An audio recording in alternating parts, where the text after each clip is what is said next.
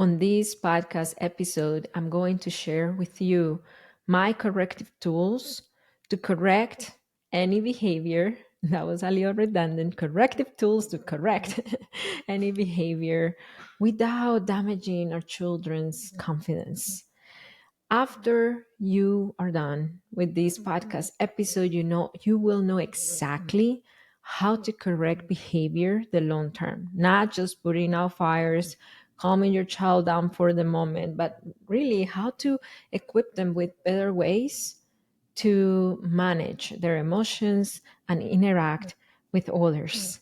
Hello, welcome to another episode of the Parenting with Understanding podcast. This is your host, Marcela Collier, and I'm going to share with you all the corrective tools I know to discipline our children without harm.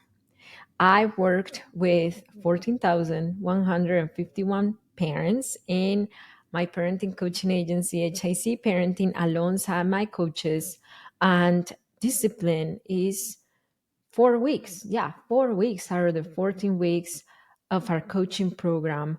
And we focus on equipping our clients, parents.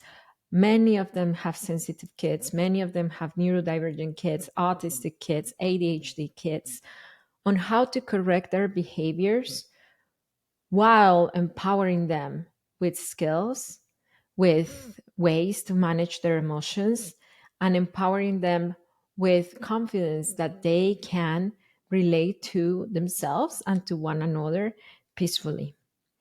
If you've been listening for a while to this Parenting with Understanding podcast, would you leave us a positive review? Just open the description and leave us a 5-star positive review, hopefully, and let us know how this podcast helped you in your parenting so far. Okay, so let's go and talk about the corrective tools to discipline our children without harm, without hurting their confidence. Let's just think for a moment. Let's just say that there is a mom with a 4-year-old, and every time they're trying to leave the park, it's a struggle. The mom sometimes uses little bribes. If we go right now, I'm gonna give you an ice cream on the way home. Sometimes she uses distractions. Hey, look what I have in the car. Let's go see what I have in the car. Sometimes she uses snapping and yelling when she's not that patient. And then her daughter, sometimes she calms down, sometimes she doesn't. But the point is that whether yes or no, the daughter calms down, the next day they come back to the park is the same struggle. They go back, the child goes back to melting down when it's time to go and refusing to go and not listening to the mom. So, what's happening here? The child and the mom is calming down the child, sometimes using things that I don't recommend, sometimes using things that I do recommend, such as calming her down, validating her emotions. The mom is calming her child down, but the mom is not disciplining her child. What is discipline?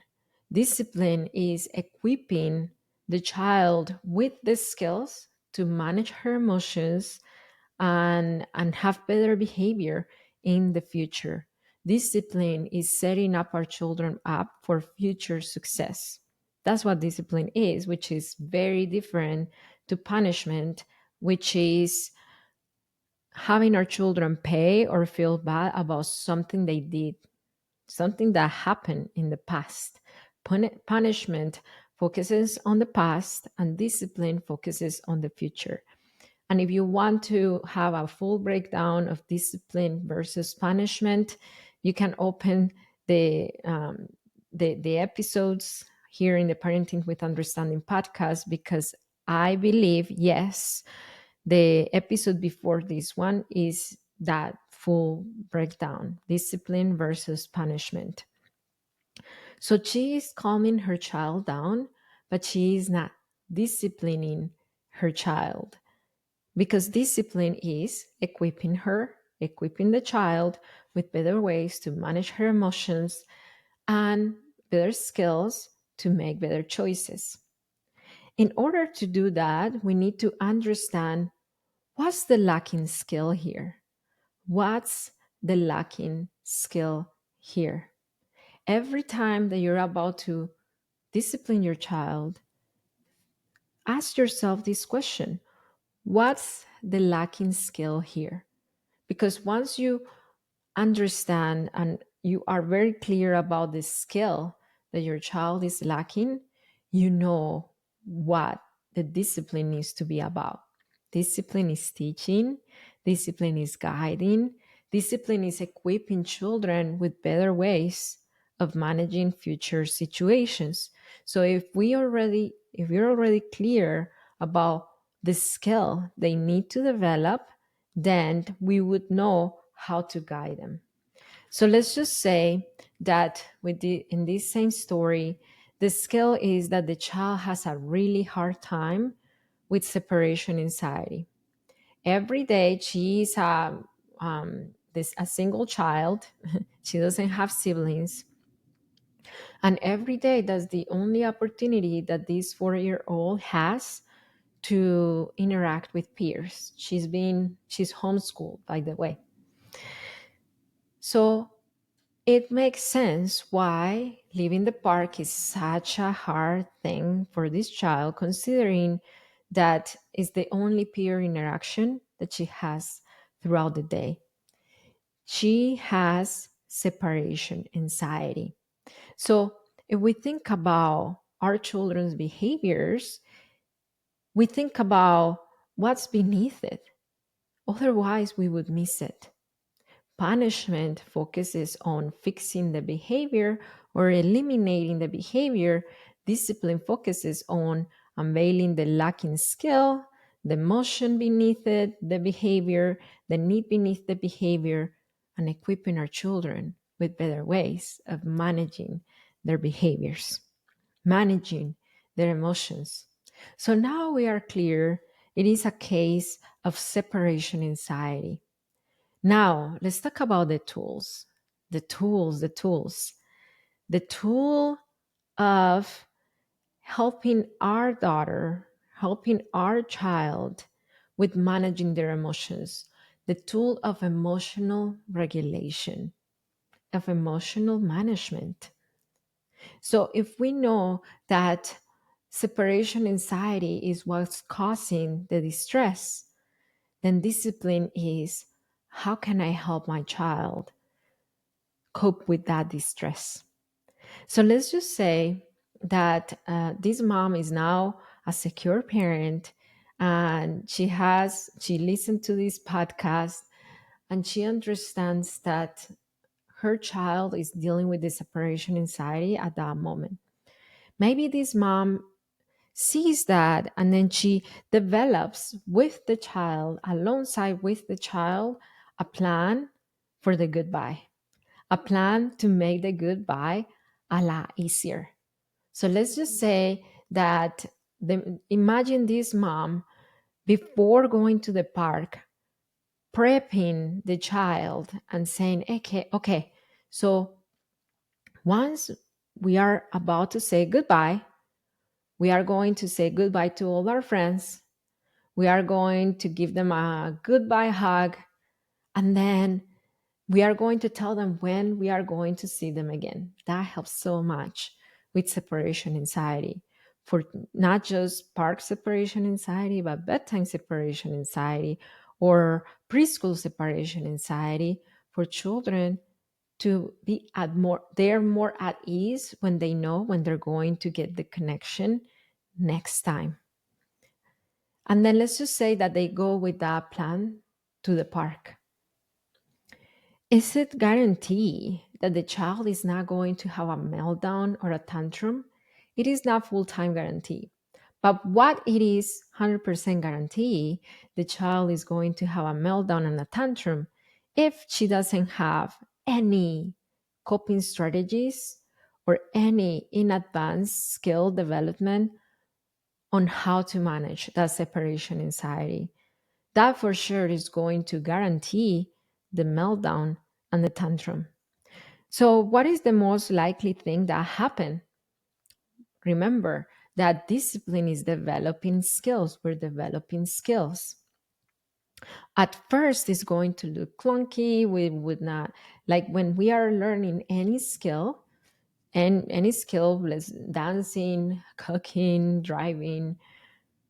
What is one skill that you're developing right now? If you are, uh, let me know in the comments below. What is one skill that you're developing right now? Maybe you're learning a different language. I remember when I was learning Spanish, I know English. I know Spanish. When I was learning English, outside I sounded worse than how I sound now. I mean, I have a thick accent right now, but you can understand me. Before, it was hard for people to understand me. I just sounded really weird. I sounded like a dummy. Um, that happens with any skill, including social emotional skills. So this mom may need a lot of repetition, a lot of prompting, a lot of helping the child through that goodbye ritual before the child gets it, before it's not a struggle anymore. But for sure, what's going to guarantee that the child is going to keep having the struggle, it's if the mom sticks to punishment, which is basically bribes, yelling, snapping, threatening with consequences, all those things that are fear oriented. So that's one powerful one powerful tool to equip in advance our child with a better way to manage emotions and to create a ritual so they are able to have successful interactions in a ritualistic way. Yes, it is easier for us to follow habits than to follow instructions.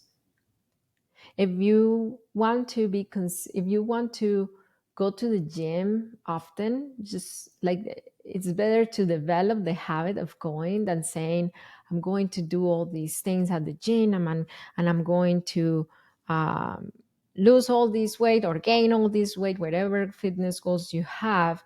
It is easier to develop the habit of just going. If you Even if you don't do that much at first, then you are going to get in the groove, and then you're going to do a lot at the end. If you are a gym rat or if you go to the gym regularly, you know what I'm talking about. The hardest part of going to the gym is going to the gym. The same thing for social emotional skills. Once we develop the habit, it needs to be a habit of every day. Remember, when we go to the park, we are going to say goodbye to our each one of our friends this way, and we're going to tell them when is the next time we're going to see them and give them a hug. Repetition and repetition and repetition takes to skill mastery, and then it's going to become second nature if we don't give up, if we don't go right to snapping, if we don't go right to yelling, if we keep our children's process of learning a skill safe. Because the moment it goes to snapping and yelling, then they're going to fear it and then push against it even more. The progress is going to be backtracked, if that makes sense. But I know what you're thinking. It's hard. It's hard to keep ourselves composed. The hardest part of our children's meltdowns is not the meltdown. It's managing our own emotions. I know it is not easy, especially as neurodivergent parents. I'm diagnosed with autism and ADHD, and park outings sometimes they're hard for me just because of the sensory stimulation, etc. But it is important for us to work on our own discipline. So when we discipline our children, it feels safe to them. That's the only way they could grow and truly learn. instead of just doing things because they're fearful of us. If you want to work on this and you're like, but I need a clear roadmap, I need a step by step, give me the system, I have it for you. It is in my free class that you can access right now on, on my website, hicparenting.com. You go to hicparenting.com. It's on a card up here, somewhere in the description below. And then you can find it there. You can find it there. And it's going to walk you through the 4-step system that we teach all our clients in HIC parenting to break free from reactivity and parent their children with peace. So let's move on to how to keep developing these skills. Remember that we are reviewing corrective tools to discipline our children. Let's talk about those corrective tools. So tools, when I say tools is what we do, how we respond as parents. Because our biggest parenting tool is us, how we respond. So that's what I'm referring to when I say tools. So children understand step by step, before they understand concepts. What is this? A concept. Be nice with your sister. That's a concept. A step by step. Okay, talk kindly to your sister. Lower your tone. Share. That's a step by step. Talk kindly, lower your tone, and then share with your sister. That's a lot more concrete than be nice to your sister. Because what does even nice mean? I mean, as adults who already have a developed morality, we know what nice is, but children don't. They don't, like, they might look at you and say, yes, sir, yes, mommy, or yes, daddy, but they don't know what that even means. Give them a step by step. I call this corrective strategy the breakdown method. So the younger the children are, the more step by step they need. The more step by step they need. For example, let's just say you have a son, and then every time, let me know if if you relate to this. Every time that you are at the phone, they come and talk to you. You can be doing nothing, just minding your business, but the moment that you pick up the phone, your children need to come and tell you something. Your son needs to come and tell you something. And then he disrupts every adult conversation. So again, the first question that we ask ourselves, what is the missing skill here? It might be the skill of waiting for my turn to talk, waiting for my turn to talk. So what would the breakdown method be here? The step by step. Let me give you a don't and a do. A don't. Don't you see that I'm talking? Wait, that's a concept. The step by step is basically literally telling them what they need to do step by step. If I'm talking on the phone, you wait, you say, excuse me. And if I say wait, you wait, you count in your head 30 seconds, and then you ask again and you say, excuse me. Or you develop your own step by step system. I'm just giving you an example. The younger they are, the more step by step they need. Does it sound intuitive? Yes. Does it sound obvious? Yes, to us adults. But for children, nothing is obvious because they're so new to this world. The older they are, the less step by step they need, and the more moving towards concepts you can do. So my older son, he was 16 at the moment. And then we had a visit from my father-in-law and his wife. And then my son, he loved doing hair. He was the one who dyed my hair. He loved doing hair. And then my father-in-law's wife she has this beautiful long straight hair. She's Filipino. She's gorgeous, by the way. And then he asked her if he could do her hair, and she said yes. And he was all over the moon about that because, I mean, her hair is gorgeous. Well, he played with her hair for about, I would say, 15 to 20 minutes. After 20 minutes, she looked at him and then she said, "Okay, thank you, I'm good." And then he kept at it and he kept touching her hair. And she said 3 times, "Thank you, I'm good. Thank you, I'm good. Thank you, I'm good." I noticed the situation and I'm like, okay, my son is lacking a skill here. I'm going to talk to him. Remember, the younger they are, the more step by step they need. The older they are, the less step by step they need. So I called him to the side. We went to the bedroom, and then I just explained to him what that "I'm good, thank you" means. He has ADHD, and sometimes he has a hard time uh, picking up on verbal and social cues. So I explained to him her body language. I explained to him that expression and what she really wanted. And the behavior was corrected. I didn't have to be mean or yell at him or snap at him or say, like, "Don't be so rude. If she's telling you that you stop." None of that, because he was clueless about what was really happening. He even told me, "Oh, okay." And he stopped. So, did I have to go step by step? No, because he was old enough to understand, hey, if she's telling you this, that means she's done. She doesn't want you to touch her hair anymore. And then I just left it at that. He knows what to do with it.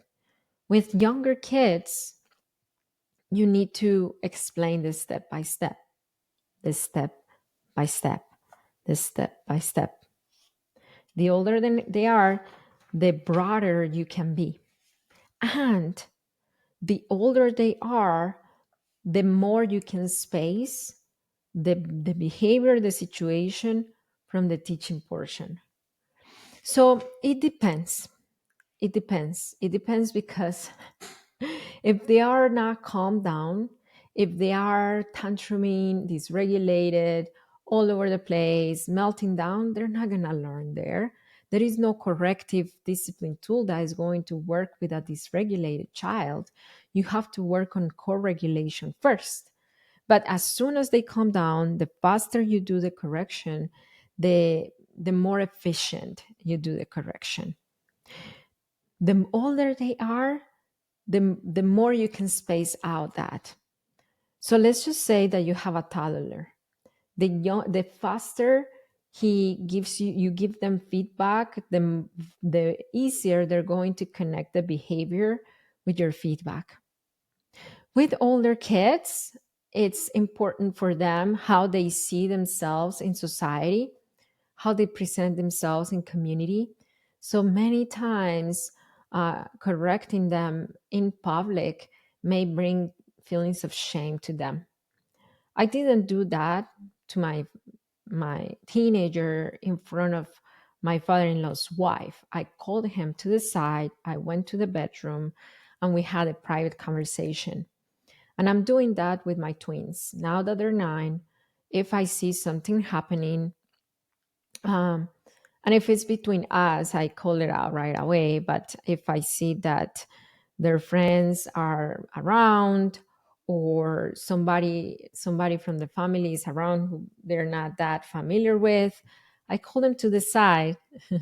I call them to the side, and then I correct their behavior in private. Correction is not the consequence. Correction is not the yelling and snapping or the threatening with consequences or punishment. Correction is basically telling them what they should do instead. And another corrective tool that I love is practicing it. Again, the younger they are, the more you might need to practice it. So when they give you something, you look at them and you say thank you. Or maybe you don't look at them. If they're neurodivergent, they might have something about doing having eye contact, but at least you can teach them manners to say thank you. Yes, my autistic son can say thank you. And maybe your autistic son or daughter cannot say thank you, but they might be able to express their thank you differently. My brother, he's nonverbal, level 3 autistic. And then he says thank you in other ways. He says thank you with signs. He says thank you differently. So saying thank you doesn't have to be saying thank you. You can still teach your kids uh, skills, manners, coping strategies at their level, at their developmental stage level, at their emotional maturity level, and considering the diagnosis. We can accommodate their diagnosis for sure. For sure. I said because I provided therapeutic care for kids with different diagnoses: ADHD, OCD, mood disorder, autism, many of them with high needs. My brother, he has Down syndrome, autism, level 3, nonverbal, and I can still teach him skills. You just have to find a way. You can be creative. You just have to get a little creative. So disciplining our children is not more than just understanding their needs, their lacking skills, and equipping them with better ways of managing that situation in the future. That's positive discipline. And those are basically some of the most powerful corrective tools that I use every single day with my son and that I teach my coaching clients. So, number one is the breakdown method. Number two is modeling. Number three is that preparing them in advance and then reinforcing it with preventative prompting right before leaving the park. Hey, remember, we are going to say goodbye in 5 minutes. This is what. Number five, creating rituals, habits. So you don't have to rely on just following them, barking instructions all day long, but you are developing systems for them to be successful. I remember that yesterday I posted on the stories, children need systems, not expectations. An expectation, do your homework. Okay. I'm ADHD child. How am I supposed to focus to meet your expectation? A system is, I know my son is ADHD. He struggles to focus. So I'm going to set up a system around homework time so he is successful doing his homework.